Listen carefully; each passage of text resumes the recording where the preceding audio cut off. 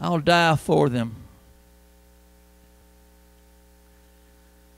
I'll go down into hell for them. And I'll take the keys to death, the keys to hell, the keys to the grave, so there'll be no more power over my people. The devil will have no more ultimate power over my people. So he took the keys and he came back victorious, went back to heaven. But now he says in 2010, I look for a man, I look for a woman that will take this cross, that I hand them the cross, I hand them my torch.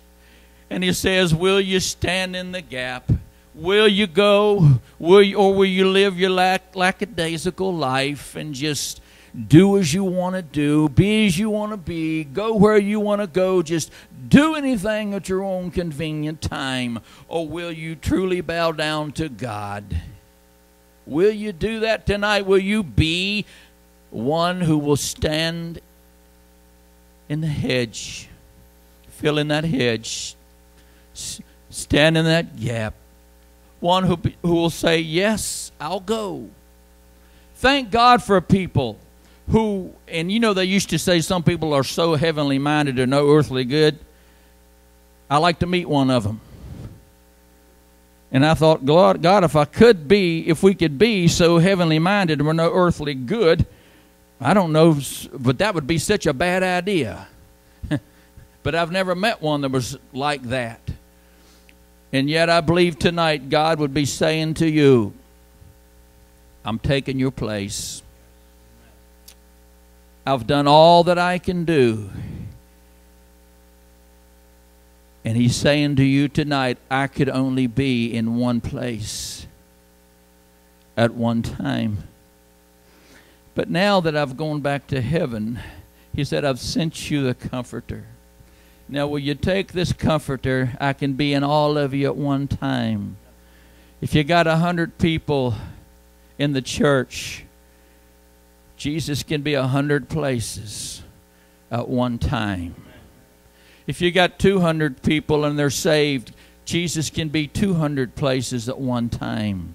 If you got 1,000,000 people that's saved, Jesus can be 1,000,000 places at one time.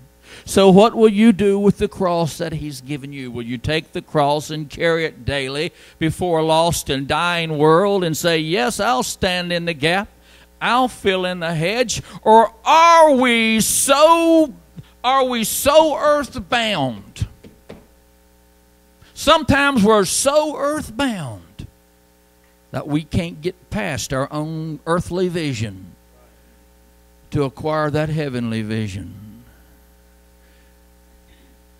So maybe like the brother said tonight, and the pastor I'm sure has been encouraging, now's the time to really do more than we've ever done before. As we've had the examples of old, we've had the best example by our own Savior, Jesus Christ. Stood beneath the suffering and the ridicule and the persecution of the world. People just like the lost of today. To treat our Savior that way was necessary. But now that you know him, to not live for him, to not work for him, is like spitting in his face. To be saved and say, Jesus, I just want to be saved so I can go to heaven. I don't really want to work for you. I just want a ticket to heaven. That's like spitting in the face of Jesus all over again. Let's work for him. He came to earth, a promise to fulfill.